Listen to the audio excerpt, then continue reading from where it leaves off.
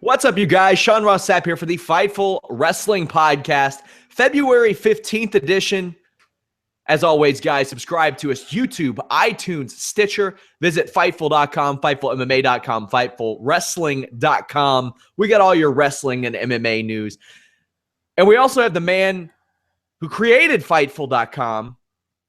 He is the eccentric millionaire, Jimmy Van. What's up? Did you hear that? I was waiting to hear that. And I have a special guest host that I'm going to introduce in a second. But first, I have to say I don't know if I should call you a sleuth or a troll, because somehow doing the Sean Ross Sapp thing that you do, you found out who the guest host was in advance. I'm a journalist, investigative. Yeah, that's what you are. My dev team learned a lesson on that, I think, that you cannot leave anything open because Sean Ross Sapp, that little bastard, is going to find it. But I do my job. I like to keep in touch with what the tech team is doing. That way I'm not caught off guard by shit like this, Jimmy. Well, we learned our lesson, so it won't happen again. But I shouldn't have said anything. So let me, it is now my pleasure to introduce our new guest co-host on the Fightful Wrestling Podcast. I have to say these three words. Let's hit the music.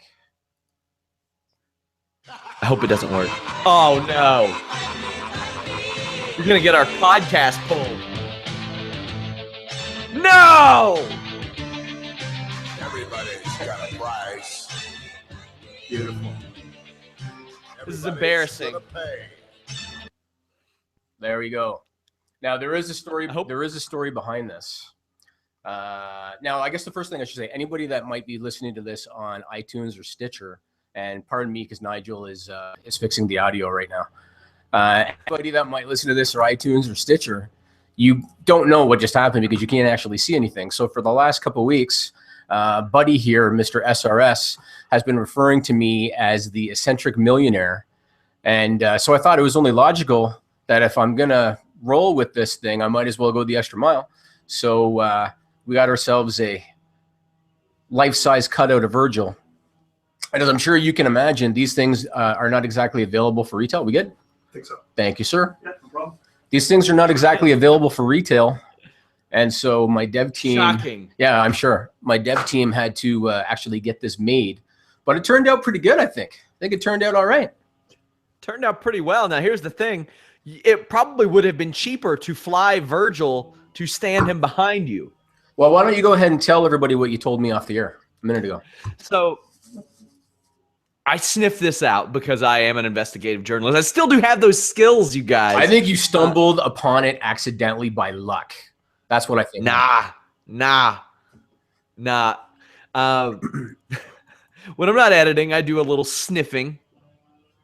I do a little scooping. Sniffing. And I found this. I found out that you were doing this. So what I tried to do is I tried to scoop you by getting the real Virgil on here. And we could not come to terms on a price, needless to say. I wasn't going to make it a really expensive joke.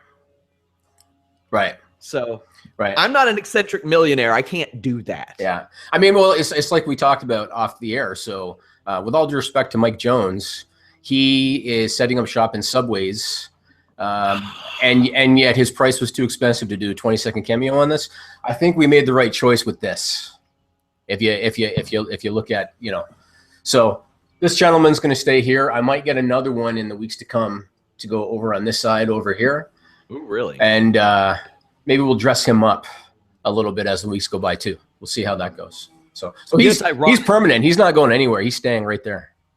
I have a few championship belts. I love championship belts, but I don't necessarily collect them. I got to keep a couple of them that I've won on little indie shows, but the one that I have that I didn't win is the $1 Million Championship that my fiance bought me as a birthday gift. And one day I was on Snapchat or something, and my strength and conditioning coach for my MMA team sends me a snap, and on the other end it is Ted DiBiase, and he says, "I officially crown you the $1 Million Champion." And you couldn't ask for a better surprise. My only regret is that I couldn't record it because it was on Snapchat, but I did have him send a little video along. But That was pretty cool. I had a Ted DiBiase wrestling buddy as a kid. There are pictures of me beating the living shit out of it. When you say as a kid, do you mean like 2-3 weeks ago? Yes. You were trying to think of something better to say on that, weren't you? I know you were. So yeah, so this is going to be the new guest co-host again. I realize on iTunes and Stitcher they can't see what we're seeing, but I think he looks good, don't you? Considering that we had to get this thing made, looks pretty good. I think it looks fantastic. It's a lot of times it's really, really hard to get something like that made because it's hard to find a high res enough image to where it'll fit. Somebody's giving me trash saying that I called her my fiance. She was my fiance when she bought me the belt. Is it your current wife that's giving you shit about that? No, it's Kyler James, our social media guy. Oh, there you go. There you go. Kyler, what's up with that? Speaking of our social media, go follow us on Twitter at Fightful Online. Also, of course, all of our Twitter handles. We got plenty of stuff to talk about today. I have a list. I have a list. You got your damn list. You saw what happens to people with lists on Monday, didn't you? Yeah, that's why I'm going to call this the list of JV this week, because I think I should emulate KO rather than Jericho. So This week is called the list of JV. But so what's on the list? Well, I want your opinion on a few things. So the first one we need to touch upon is this Friendship the Magician. Close. He was trash. Close, and we're going to get there. But I want to talk about a video that I saw of you wearing glasses, using a very interesting voice, talking about the Elimination Chamber. Why don't you go ahead and explain to people what that was about? What are you talking about? I just think that the WWE is a bunch of sad pussies. They don't want... Oh my gosh, you mean to tell me these big, strong men can't land on their back on graded steel? What are they paying them for? They get paid good. I pay their salaries. I pay for their house. I deserve to see them get bulging discs in their backs. So eventually, they'll have to eat Gerber baby food because they won't be able to walk to their kitchen. I deserve that as a wrestling fan. You have, I should also mention quickly that there's construction going on behind me. So if people are hearing a buzzing in the background, there's nothing I can do about it. You're installing padding in between your buildings, aren't you? That's exactly what we're doing. Wusses. Lindsay can't take the bumps. That's right. I knew it. The next time I throw her out of the 6th floor window, she needs to be able to land properly and, get up. She needs to be more hardcore like Nigel. So this was a thing. Like there was a lot of backlash about the new chamber. Oh yeah, and I'm writing a feature on it because in that clip that I published, basically just to troll some people, I mentioned that it revolutionized the Elimination Chamber, and based on the results from Sunday night, it's hard to argue that they made a lot of changes. They put windows above the chamber so cameramen could get better angles. Mm-hmm. They made the chambers easier to jump off of and escape out of if they malfunction. And yeah, they put spacers in between, or space fillers in between those, and I don't see a problem with it. No, but a lot of people did. To me, it's not much different than what they have on the floor now outside the ring. It's not much different, and people haven't complained about that. Remember when it used to be concrete, and they've been using mats now for years, and maybe at first there were people that complained about it, but in time, you accept it. And this is probably the same situation where at first people don't like change. In time, they will accept it, I think. I mean, I agree with you. These guys are on the road wrestling 4 to 5 times a week. And guys used to complain about the chamber, about that metal grating and how it hurt like hell whenever they would take a bump on it. Unless you want to see your favorites get injured and then you don't get to see them for 2, 3, 4, 6 months. I didn't have a problem with it. I don't know what the big deal's about. People get upset about anything, though. I mean, people were comparing... There was an uproar this week over Bray Wyatt's side plates on his WWE Championship. People said it looked like Nazi imagery, and I mean, I'm like, if you're stretching real hard, sure, a bit. I mean, he's used that symbol for years, and this is the first time I remember any sort of backlash in regards to it. I mean, yeah, if you're comparing a buzzard to an eagle, and there's no wreath on Bray Wyatt, it's a logo inside a logo. I guess, but I mean, well, we can't use birds on logos anymore because we're afraid of that. Like, that's weird to me. Like, people will find any reason to get upset. Here's a good example. The other day, I was having a discussion with a friend on Twitter about they're on screen. They're on screen on occasion. And somebody popped into our conversation and said, like you don't know what it's like to be peered at and fear being raped at a wrestling event. People are looking at you. And I was like, man, that was an extreme. Like, people want to be upset by things these days. And I mean, there are certain situations where I'm absolutely sympathetic for stuff like that. But people try really hard to be upset these days. And I'm pretty sympathetic to a lot of causes and a lot of situations. But man, a lot of people just,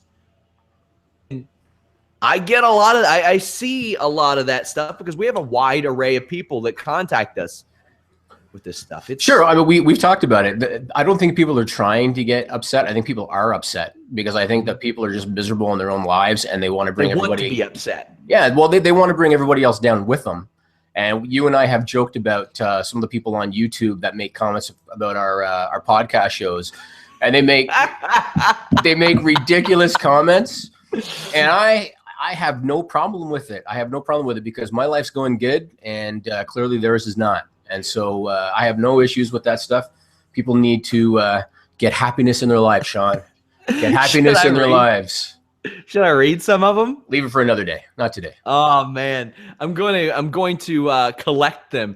There's this one guy. He types in all caps. He's a big fan of you, though. You know who I'm talking about? Yeah, well, you know what the funny thing is you and I talked about He hates me. You and I talked about this morning. The guys that complain watch the whole show. Yeah. And people don't understand this. And it's like back in the day when Howard Stern was first making a name for himself in radio, his haters listened to his show longer than his fans. If you can try to calculate that, right? Yeah, I saw that a lot with Vince Russo. Oh, we got a question. Somebody says, since SRS has no taste in movies, the Fightful community wants to know your opinion of Pulp Fiction. Royale with cheese, man. Of course I know that movie. You know that movie resurrected the career of John Travolta. And before that movie, he was doing like 4 Look Who's Talking movies where like pets were talking and crap. Because babies, I think. His career was there was another one I think after that with like animals or something. And because his career was in the shitter. That movie saved his career, and it is a classic. And I'm sure even if you haven't seen the movie, you've seen some of the scenes, like the Royale with cheese scene. You've seen that. Oh, sure. Because I mean, they parodied that. Booker T and Eddie Guerrero parodied that in 2005. Is that the only way you know it? I had heard of Pulp Fiction. Listen, guys, I will watch that soon. I might watch that this week. I think I have this evening off, so I might watch it this evening. No, you don't. No, you don't. I'm gonna find stuff for you to do. Yeah, apparently, I'll get the wife to sit down for the 4 hours that the movie lasts. It's actually like 2.5, but yeah, it's a good movie. It's good. I'll check it out, guys. Okay, let's get to the next one on my list because I don't want to spend all day on my list. So, okay, sure, whatever. The next one is I want to talk about Emelina. Why? Well, because you saw what happened, and I saw your story about how she wasn't committed to the role. I think you guys talked about it on the SmackDown podcast last night. Mm-hmm. So I happen to have a theory on this whole thing, and you can tell me if you're right or if you're wrong. So I am actually in agreement with WWE, or I can understand if Vince McMahon is looking to create a new Sunny or Sable. I can actually understand it because in the 90s, Sunny was one of the hottest things in the company, male or female. In the late 90s, early 2000s, Sable was one of the hottest things, male or female. I think Sable, popularity-wise, was right up there with Austin at one point, and was a cash cow for the company. So I can understand that they want to recreate that. The problem is if you look at Sunny and if you look at Sable, those characters came about their popularity organically. If you understand what I'm saying. Sunny was supposed to be the side piece of Chris Candido, and developed a following and kind of organically became popular. Sable did the same thing. She was supposed to be Mark Merrill's manager and just kind of popularity just came to her. In my opinion, WWE had that person in Lana, They did. And it didn't work because WWE screwed up and Lana screwed up, which is why it didn't work. Because the reason that Sunny and Sable were popular, aside from the fact that they were beautiful and all that, is they were portrayed as being single and attainable. You never saw them with a guy on TV. They were never making out with a guy on TV. Lana was so over with Rusev. And when she wasn't at ringside, people would chant, "We want Lana." She was going to be the next Sable. The problem is when they split them up, they put her in blue jean outfits, and they had her making out with Dolph Ziggler. Canadian tuxedos. Oh, that's cute. They had them making out on TV. Nobody wants to see Lana, the girl that these fans are idolizing. They don't want to see her making out with a guy on TV. And then to make it worse, Lana, because she's an idiot, decided to post on social media that her and Rusev were engaged when they were broken up on television. So the combination of WWE dropping the ball on her and her screwing up killed it. Otherwise, she would have been the next Sable. And you can't force it down people's throats. What they did with Emma was not going to work, whether she wanted to do it or not. It was not going to work. It has to happen organically. Lana would have been the one. They screwed it up. Now maybe they can rehabilitate Lana. What do you think? Also, another interesting thing to mention, Sunny, Sable. Well, Sable, they tried to make her a wrestler. They weren't wrestlers. They were personalities. Lana fit that. Emma is a damn good wrestler. Right. And the irony is Emma organically got over when she was a happy little dancer girl in NXT. Then they brought her up dead in the water with Santino. Yep. She got over as a heel in NXT. She came up and she was injured, but kind of got stopped dead in her tracks there too. I don't know. It's hard to rehabilitate a non-wrestler.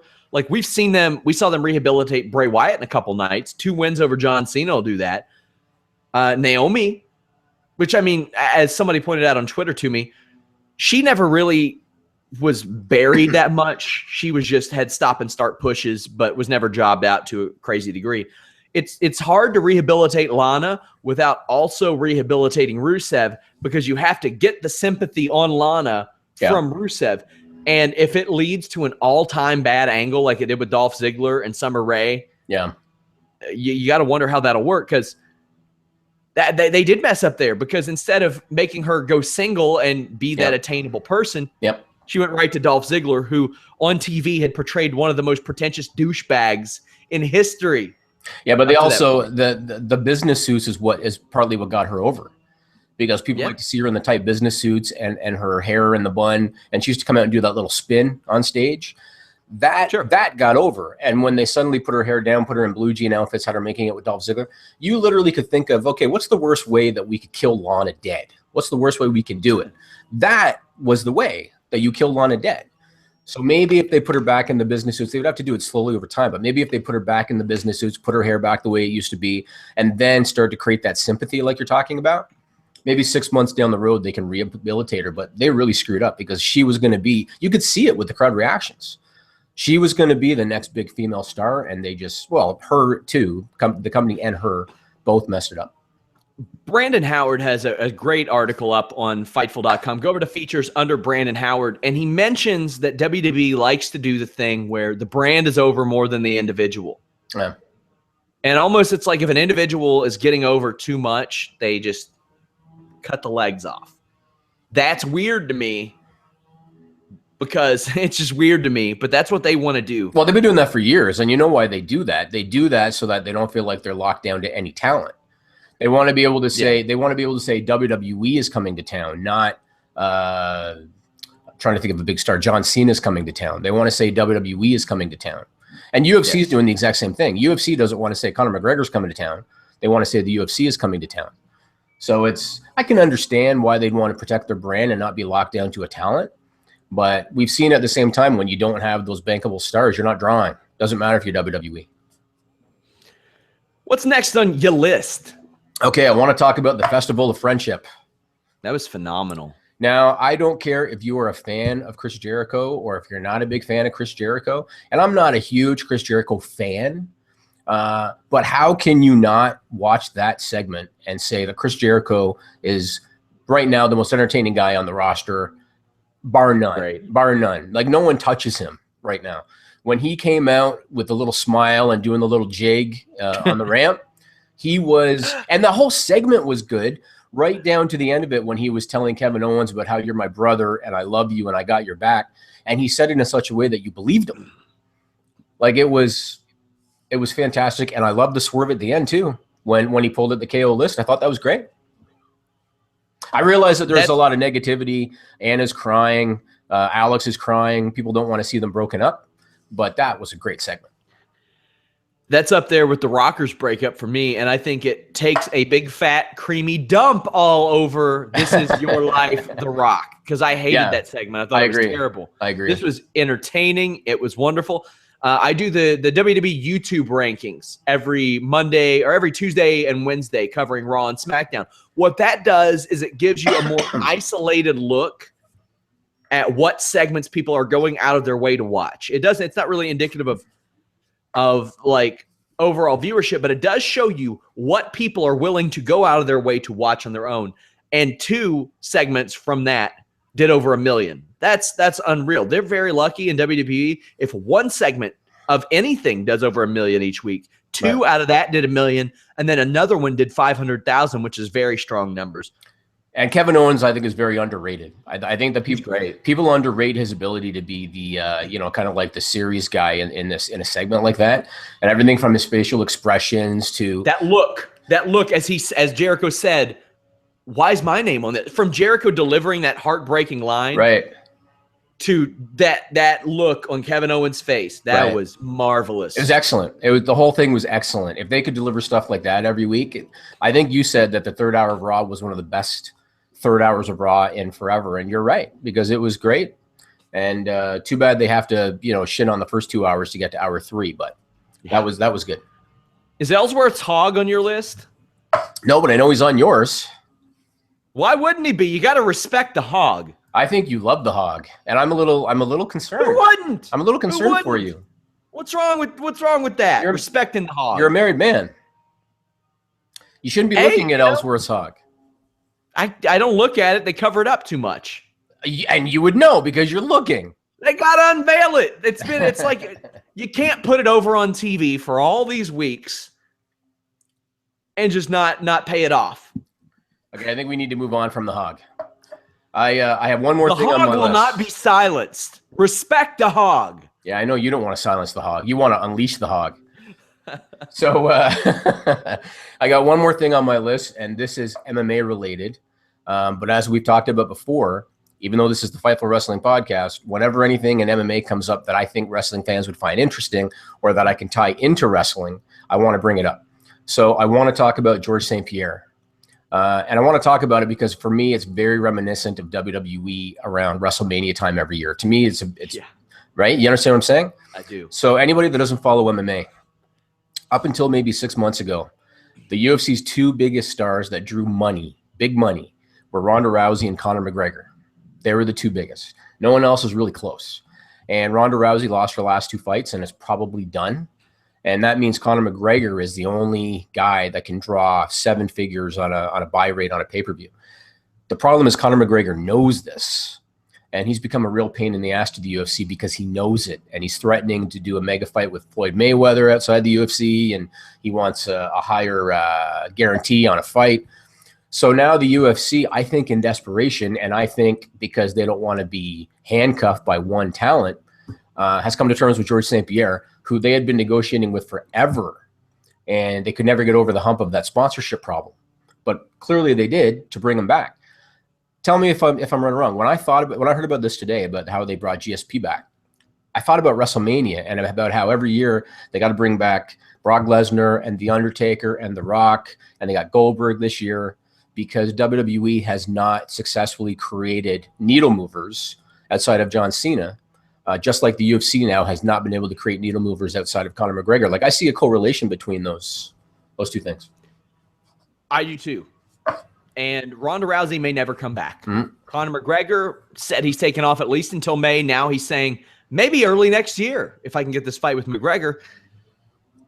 Now, while 400,000 pay-per-views to WWE would be great for almost any show, right now, well, let's talk about it. The biggest fight that they have on the docket is Daniel Cormier versus Rumble Johnson 2. Right. Otherwise, you got Miocic dos Santos, Bisping Romero at some point, Woodley Wonderboy 2, Aldo versus Holloway, Garbrandt versus Dillashaw like 6 months from now because they're on the Ultimate Fighter.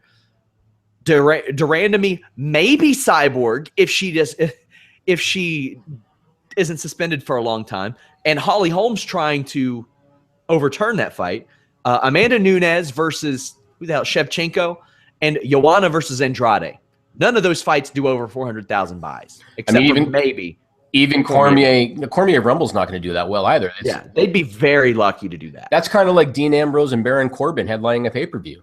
Kind of, sort of. Yeah, and hey, the UFC will turn a pay-per-view profit on like 75, 100,000. So that good for them. And they're doing a smart thing. One of the few smart things WME IMG is doing.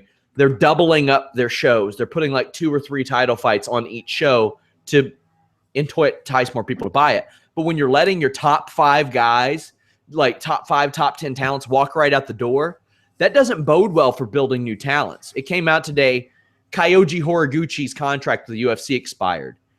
He may be their biggest Japanese star at this point. Lorenz Larkin left.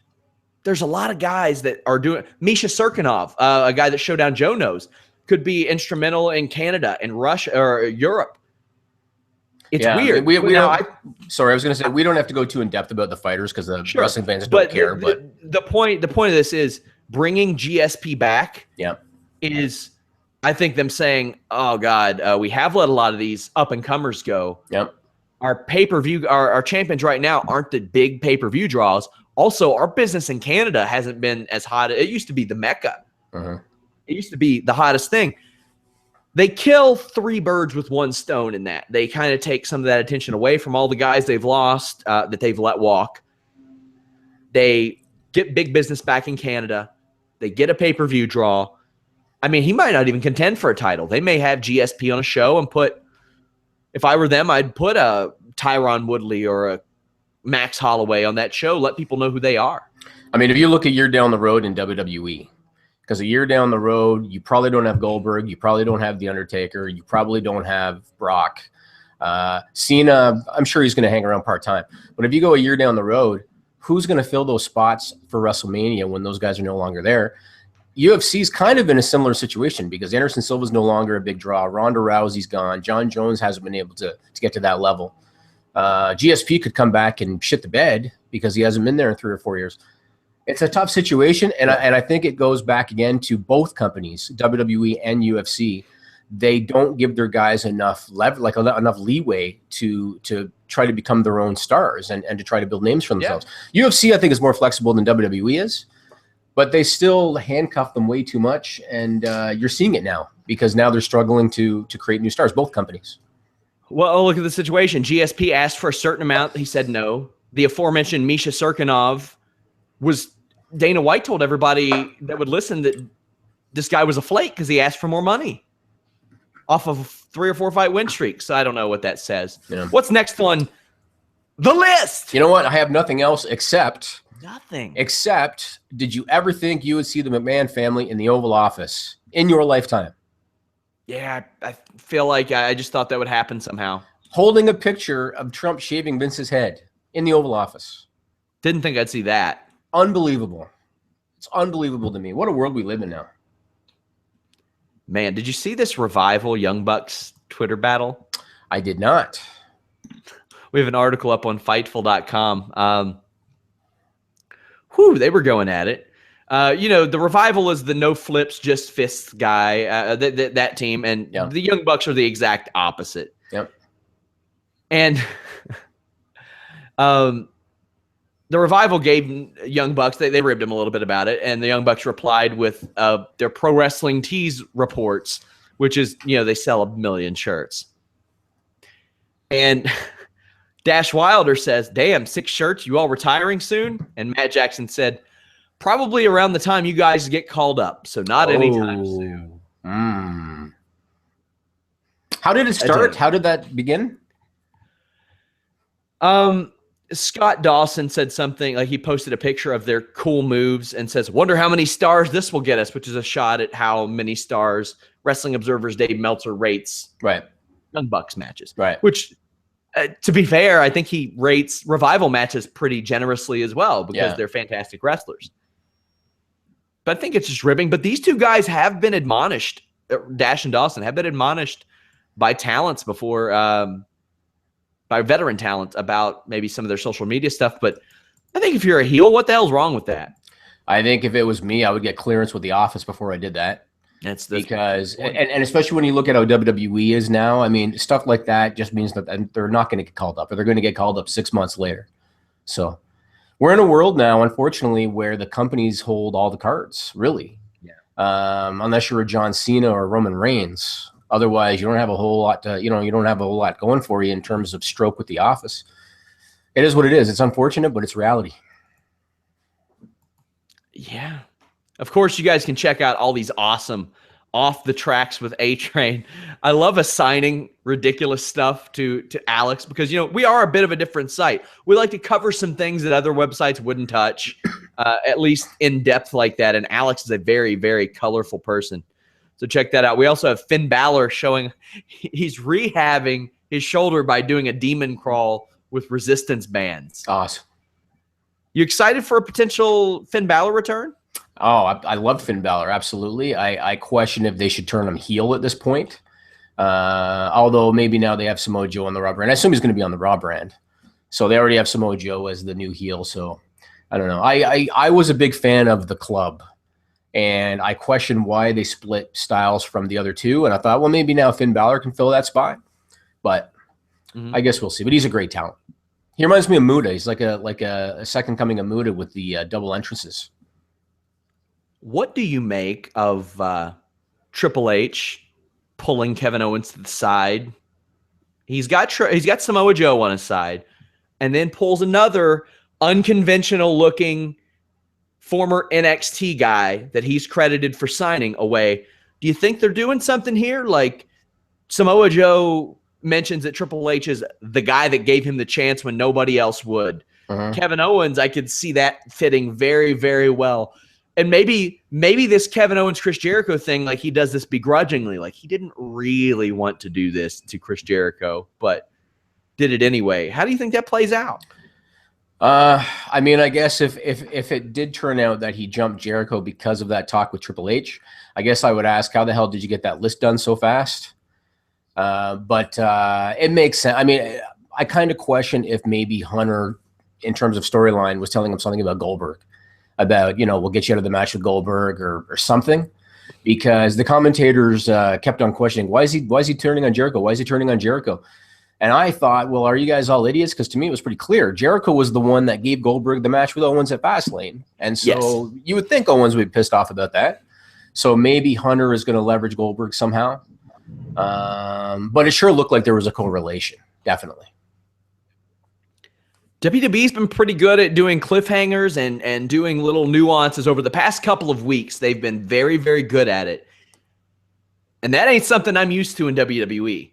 Like the last couple of weeks, they've had some advanced storytelling that they just haven't done in recent years. Like, I don't know if they thought their audience was too stupid to pick up on it, but I love it. It makes me feel better about what I'm watching, what I'm covering, when I feel challenged. When you put that question in my head, what's going to happen next? Where is this going? Why is he saying this? Why is he doing this? And they pay it off. There was a video I sent to Alex from September of Randy Orton talking about Bray Wyatt. And he talks about how a snake a lot of times will wait, bide his time, and then when it's right, he'll strike his prey, and says that he's going to do that to Bray Wyatt. And I was like, man, that's some good stuff. That'd be great if they brought that up. That leads into my next topic. Last night on SmackDown, Randy Orton refuses to face Bray Wyatt for the championship. Now, ideally, if I'm Daniel Bryan, I say, well, that's bad news, because traditionally you've been able to challenge for the Raw or SmackDown championship. I would have loved it if he just challenged for the Raw one personally, but on Talking Smack, which is a fantastic show, Daniel Bryan announces a battle royal for next week to determine the number one contender. How do you think this plays out? And what do you think of the move? I think that Orton is Orton in the Battle Royal? It would be dumb to include him, I think. Yeah, it would be stupid. But they haven't announced who's in it yet, right? No, they announced AJ Styles is in it. Sorry, my Skype is going off, so I got to turn it off. I think Orton's playing head games.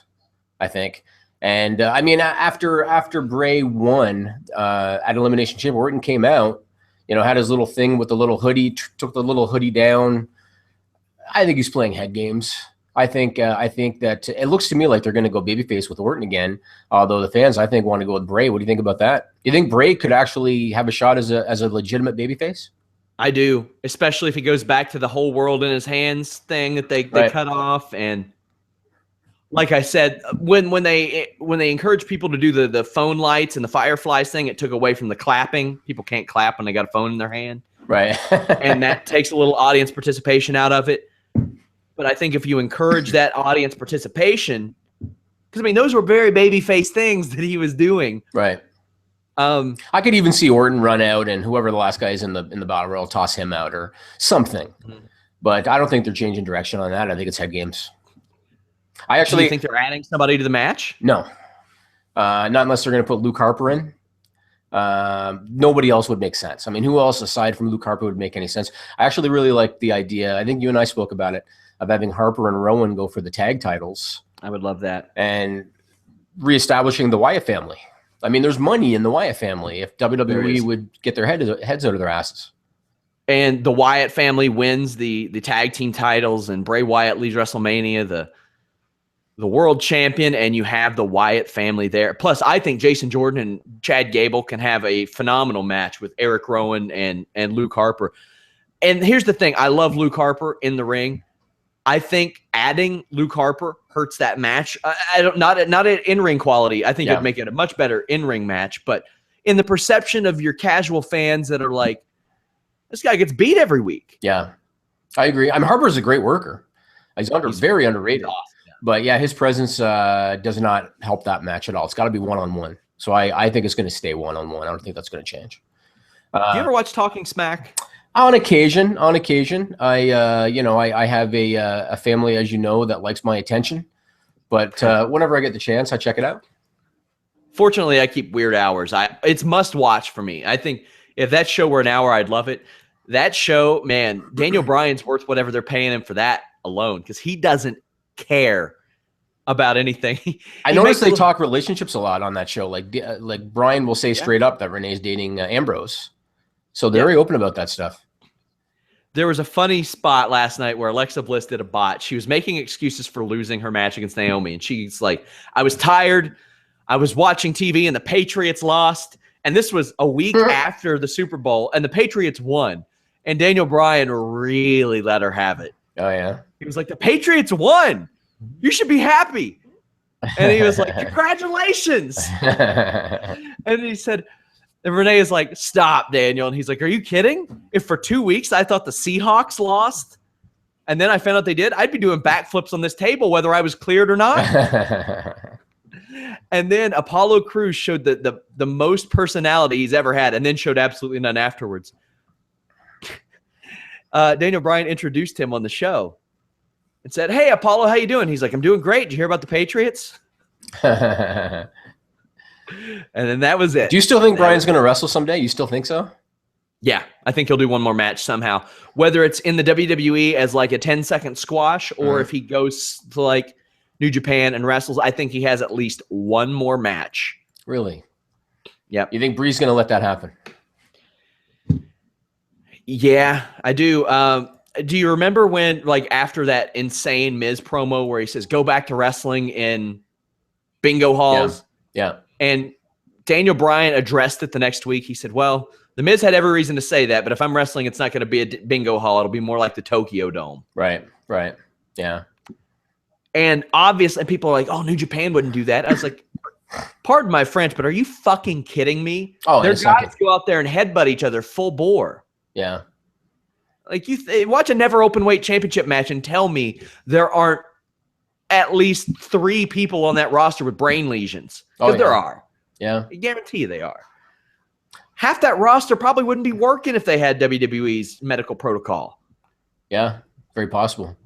I want to change topics for a second because I forgot to add something to my list. Uh-oh. I want to get your thoughts on Artgate 2017. Artgate 2017. You're not familiar with that? Oh, of course. Of course. Okay. Tell the people about that in case they're not familiar. So Chris Jericho unveiled the creation of Kevin on this week's Festival of Friendship. And 2 weeks ago, our own Anna Bauert, who has a weekly segment called Most Ridiculous with Anna Bauert. Subscribe to our YouTube. Check it out. Also, go under features, and you'll see Anna's name on Fightful.com, and you'll see all of her past episodes of Most Ridiculous. It's a fantastic segment. She had the creation of Ellsworth like a week and a half ago. Now, I have been told explicitly by people in WWE that there are multiple employees and workers that watch our obviously not all of our programming, but they read the site, they watch some of the shows. They actually, there are a couple that are fans of Anna's show. What'd you think about that? I don't want to make a mountain out of a molehill here. So back in the day, I don't know if I've ever told you this, that I back in the day was talking to WWE about a writing job. Did I ever tell you about that? A little bit, vaguely. So it was back in 2002, I believe, and I was talking to Stephanie McMahon's assistant, because at the time she was heading up creative, about a job. But as part of that, I had to sign a big waiver, and there was specific things that you had to have in scripts that you had to send to them. And I don't know if you can remember these storylines because it's been a long time, but they had a storyline on Raw where the NWO had come back, and Booker T at that time was on the rise in WWE. And they did a storyline where Booker T was introduced as the newest member of the NWO, but Booker T didn't know. So the way they did it, Booker T was puzzled about the whole thing. That was one of the things I had written about in one of my scripts. And probably a month after I submitted it, it happened on Raw. And because, I sometimes say without thinking, I more or less told her assistant that they ripped the idea. I never got a job offer with WWE, but because of, in that situation, making you sign a waiver, you have no rights to it anyway. I think the internet for WWE, even though they hate the fact that spoilers get out, at the same time, the internet has been a blessing for WWE because I think that they definitely lift ideas. I mean, we saw the Bray Wyatt thing that was very similar to the Hardys deal. I think they lift a lot of ideas from other companies and from the internet. And when it comes to that Jericho picture, that Jericho painting, there are literally 1,000 different things that they could have put on that canvas to show the friendship between Jericho and Kevin Owens. There's literally 1,000 different photos they could have used. And so to use that one to me seems like it's more than coincidence, but all we can say is allegedly. So I have a similar story. I was at an indie show in 2009, I think it was. And this is right before I went back to college, and I was really busy with college. And there was a guy there who was appearing on the indie show who worked backstage with TNA in creative. I'm not going to name him or anything, but I pitched a little storyline to him because I had an MMA connection, and the storyline was MMA related. I won't talk about the storyline in general, but my catch wrestling coach is like, have you, like, maybe 2 months after that, and he was there with me. He goes, have you watched TNA lately? I was like, no, I've got like 4 episodes on my DVR. I'll catch up on it. He was like, they took your storyline that you pitched. And I was like, no, they didn't. No, they didn't. I was like, you just think that. And I went back, and it was week by week what I had laid out. Like, and I was like, hey, it's more than what I was going to do with it. So, I mean, the only thing I said to Anna that night, so I know that Anna, I think, was a little bit rattled by that. And the only thing I said to her that night, I hit her up on Twitter and I said, take it as a form of flattery. That's how I would look at it. Yeah. So, because, hey, I know that she does eventually want to work for WWE. I mean, that's not exactly a secret or anything. If they did do that, then that can only be good for her WWE hopes, I would imagine. I mean, it means they're aware of who she is, right? Sure. Or at least a writer is. I mean, for all we know, it was some, fifth string writer on the Raw team, but somebody knows who she is. Somebody does. I know who she is because she puts out great content for us every week. You all need to be checking out Most Ridiculous with Anna Bauer. That's just one day, like I said, one day we're going to wake up that's going to have like 100,000 views, and it's going to be explosive. Jimmy, what else is crawling up your butt this week? Anything else get on your list? I think that's all I got this week. I do want to touch upon this. We've talked about this before. TJ Perkins promo. Oh man. So it's getting a lot of heat. And once again, I want to talk about this. WWE, when you look at where they're at in terms of talent, and when you look at where they're at in terms of their struggles, you can look back 10 years ago to when they started scripting everything word for word. And you can kind of see the ripple effect. You can see that they are now at where they're at because of what happened at that time. I guess my question is, and I just want your opinion on this. I can understand that a TJ Perkins isn't going to tell the office, I'm not doing that promo, because TJ Perkins is going to be out the door quick if he says that. Why doesn't Roman Reigns, who clearly has stroke, unless he's completely ignorant and just is not a creative guy and is completely unaware, why doesn't he say, I am not saying suffer and succotash. I'm not saying it. Yeah. He's got the stroke. They're going to listen to him. Why is he going out and peddling those stupid promos word for word? I don't get it. I don't I understand maybe that they were concerned about that people might drop something offensive, or they might drop coarse language. But they could at least run what they're going to say by the office before they do it. But I don't understand why they're not letting guys create their own personalities. They are essentially cutting promos using the words and the mentality of the writer and not themselves. And it's really hurt them. It has. It's completely true. It makes it not organic. You see the way they talk on Talking Smack, then you see the way that they talk on other shows, and it's. So let me ask you. So again, a guy like Roman Reigns, who clearly has stroke, why do you think he cuts those promos? Oh God, because they're giving him a big push, and he thinks it's the right thing to do. Do you think he doesn't know any better? Yeah, I don't know, because he cut some real good promos in FCW. There are some promo videos of him like where an interviewer will say, Roman, you're late for our interview. And he said, what, you're running behind? You got to make a trip to the dollar store or something? Like, he cuts these really good, like, natural promos. And then you see this. And hey, honestly, like when they would chant Cena sucks when he was in the ring, one time he cut him off and he said, when Roman Reigns is in the ring, you're damn right Cena sucks. Right. To him that they don't unleash the right way. I don't get it. They think that him making little jokes is the best thing to do. It doesn't work for everybody. It works for some people, not everybody. But they're embarrassing jokes that people roll their eyes at, like Big Cass and Enzo. The stuff that they joke about, like Wile E. Coyote and the Roadrunner, like stuff like that hasn't been relevant in 20 years.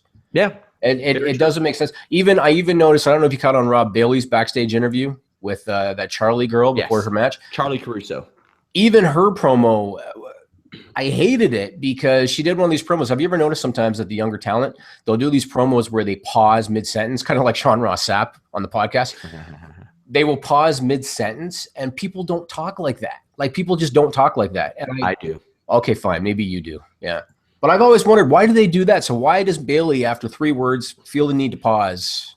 They're coached that way. Another thing that they do, they'll say, you see. People don't. I'm not sitting around and explaining something to my wife like, you see, tumbleweed is the best option for dinner tonight. That doesn't happen. I've never said to my wife, let me tell you something. I prefer skim milk. Yes, exactly. Say that my wife comes upstairs later and she goes, do you want to eat Chinese food? And I'll go, Chinese? Let me tell you why I don't want to eat Chinese. Also, another one that they were taught in OVW for, I think they may still be taught. I don't know. But as of a few years ago, they are. My name is. I don't give a fuck what your name is. And they did that for every ECW promo when they kicked it off, because a lot of those guys were OVW products. So you would always hear, my name is CM Punk. My name is Paul Kevin Heyman? Thorne. Paul Heyman made that his gimmick now. Paul Heyman may have been the person that led that, that started that, but it's his now. And you have a lot of people that will still do that in their promos, like their indie promos. Enzo Amore every week. Well, yeah, but I mean, they'll do it in a very calm manner. Enzo has almost made it his own too. Oh, yeah. Because he's added something onto it. But you'll see people like in a backstage locker room where they're filming it with their cell phone and stuff, and it's my name is blah, blah, blah. And they'll rip off some indie gimmick. Wasn't that Dolph Ziggler's gimmick when he came out? When he first came out, that was his gimmick. Kind of. He said, "Hi, I'm Dolph Ziggler," but I mean, this is verbatim. My name is in like a pre-cut promo. Yeah. Somebody sent me this WWE book of rules from Charles Robinson and said, "Stealing more Fightful ideas." There's no way that was a stolen idea, because they could not have written a 200-something page book from the time that me and Shane Helms did a podcast about rules. But that book is out in a week or two, and I'm going to buy the hell out of it if it's an actual book of WWE rules. I would love that.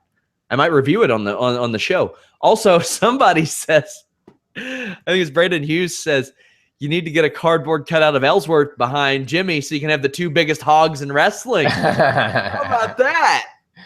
Brilliant. Should I do that one? Oh, my God. It makes too much sense. And put that title around the waist of Ellsworth. I think what I should do, based on your love of Ellsworth's hog, is I should put Virgil on the other side so he's facing inward. I don't love the hog. I'm not done. I'm not done. I'm amazed. I'm interested. Okay, I'm still talking. So you could put Virgil on the other side facing in, Ellsworth on the other side facing in, you in the middle looking straight ahead with a big smile on your face. That is what I need to do. It's ratings. That is ratings. Guys, tomorrow I am here with Matt Riddle. We got a lot to talk about with Matt Riddle. Register for early access. So the first thing is Friday, he might beat up Jason Kincaid to the point where he can't write for us, which would suck, because Jason Kincaid's put out some of the best wrestling writing, in my opinion, that I've ever seen. Go over to Jason Kincaid's. Actually, we need to add him to the feature section and the Pro Series section, but his 5-piece series on the ROH tryouts, unbelievable. And he's got another series coming up this weekend about how he ended up in Evolve. And man, it's some great stuff that you don't hear that insight. You don't read that insight anywhere else. Also, I want to talk to you about Matt Riddle for a second. Yeah. I'm gonna put you on the spot, and I'm gonna ask you for your honest opinion. Yes. I heard about what Matt said about Triple H. What was the verbatim quote that he said about Triple H? He said, Triple H can't keep my name out of his fucking mouth. Let me ask you an honest question. Do you think that kind of stuff is helping his cause? Yes, I do. You think that's helping his cause? Yes, I do.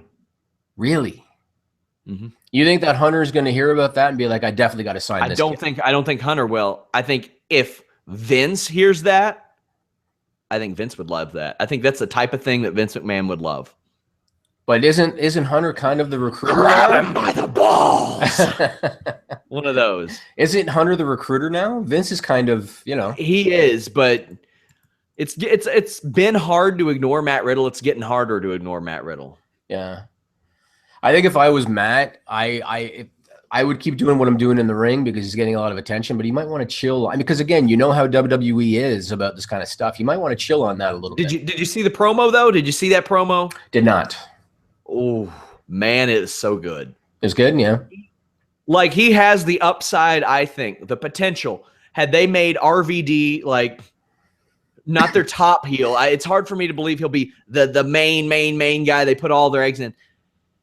But he has that arrogant, cocky, almost to a level of obnoxious confidence. And they, like, a lot of times he'll talk really, really slowly, but then, what was that? That was my phone. Jimmy. I hung it up as quickly as I could. You just called me down for interrupting you. And then your phone rang with some Wheel of Fortune ringtone. First off, that is the Benny Hill theme song. First of all. Even better. Second of all, I am the CEO of a company. So allegedly. Allegedly. So every now and then I do get phone calls, Sean. Allegedly. My investigative skills have uncovered no proof of this. True. That's true. I Have just uncovered no bring proof. these randoms in. I found Nigel walking around in the hallway. Just brought him in. I believe it. I believe it. But yeah, I think Matt Riddle has a unique promo delivery, which if they have him do scripted promos, man, woo, it's going to be bad. I agree. But also something I'm going to talk to Matt Riddle about. He is booked for a match WrestleMania weekend, Jimmy, with Dan Severn. I heard about that. That's a wrestling match? That is a wrestling match. And Severn is he's still taking wrestling bookings? Oh, yeah. Let me tell you something. Dan Severn sends out the best press releases ever. Like, I think he writes them himself, and they are awesome. Yeah. They're great. I want to tell you about a quick Dan Severn story. So you know that Dan Severn is a relatively large human being. Oh, of course. And I once met Dan Severn at an independent show at a school because the show was in the gym of the school. And for the locker room, they had to use kind of like a play area for the kids. That was like the locker room. And if you can envision a small, like almost grade school level, like a second or third grader chair, that's what Dan Severn was sitting in, waiting for the time for his match to come up. If you can envision that. And I actually had a full-on conversation with him while he was sitting in a chair that was clearly, not meant for Dan Severn. Yeah. Also, Friday, register for free early access, or register for free to get early access. Me and Shane Helms break down the process of running a show. A lot of you don't realize Shane Helms runs Omega. He's the promoter and booker of Omega Wrestling, which does thousands of people when he runs shows. We talk about how far out he books venues, the process of booking a venue, some of the complications in that, paying talents offering themselves up for free, talents that want to go over, don't want to go over, some of the obstacles that you have to battle, artwork, marketing, advertising. There's a lot of stuff that goes into running a show. That's one of the great things about having Shane Helms. He can bring you things from all kinds of different aspects. Also, send in topics for us to talk about, and we will get to it. We've got a couple of really great features coming up. Jimmy, anything you want to tell these people before we go besides, they should be visiting Fightful.com. They should be buying our shirts, doing the cool thing. Like we talked about last week, the registration form is short, and if you don't fill it out, you're a lazy fuck. We talked about that. I guess the only other thing I would say is, again, even though this is the Fightful Wrestling podcast and a lot of people don't like MMA, Elias Theodorou is fighting on Sunday. And he is a part of the Fightful family, and he also is a very personable, well-spoken, funny kind of guy. And I really can't wait to see his post-fight interview if he wins. Hell, even if he loses. But if he wins, I cannot wait for his post-fight interview because I think he's going to talk a lot of shit. I think he understands what you got to do to succeed and make money. And so I'm looking forward to that. So check that out on Sunday night. That should be fun. Also, Frank Trigg. Yes, Frank Trigg. He is a UFC Hall of Famer. And he did I guess you could call it a test podcast. He filled in 1 week for us. And he's a pretty well-known name, a very well-spoken guy. He actually was in TNA a while back, and he did a program with AJ Styles. You can go on YouTube and look that up. And I was able to cut a deal with him. I talked to him yesterday, and I was able to cut a deal with him. So he's going to be with us every Thursday. So I think he's got a lot of good stuff to say, not just about MMA, but about pro wrestling, because he's a personality that understands both of those worlds. Also, he gives us another great perspective because he's a licensed official. He is a referee now as well, in addition to a Hall of Fame fighter. That's pretty awesome. Elias Theodorou, speaking of that fight, we will be doing our weekend MMA show after the fight Sunday. Normally, we would do one after the Fedor fight Saturday. We're going to hold off. I'll be in Indianapolis Saturday night. So Sunday night, we're going to be talking Fedor versus Mitrione. We're going to be talking about Elias Theodorou fighting, Derek Lewis, Travis Brown. We got lots of cool stuff coming this weekend on the MMA side of things. Jimmy. I thought you were doing the dramatic pause again, Jimmy, that you always do. I am. That's what you do. I told you I was trying to be more. You know what? I'm a little under the weather this week. I know that I know you say you don't want to have kids. If you ever do decide to have a kid, I have to warn you, kids are bacteria-filled, filthy creatures. And my daughter has gotten me sick more in the last 6 months than I was probably in the previous 5 years. So be prepared for that. I'm a little under the weather, but just because I love you so much, Sean, I made sure I didn't miss this. Hey, fortunately for you, I never get sick. I got sick one time in like the last year and a half, 2 years maybe, and that was because of San Antonio and flying. Guys, check us out, Fightful.com. Follow me at Sean Ross Sapp. Till next time, we're out.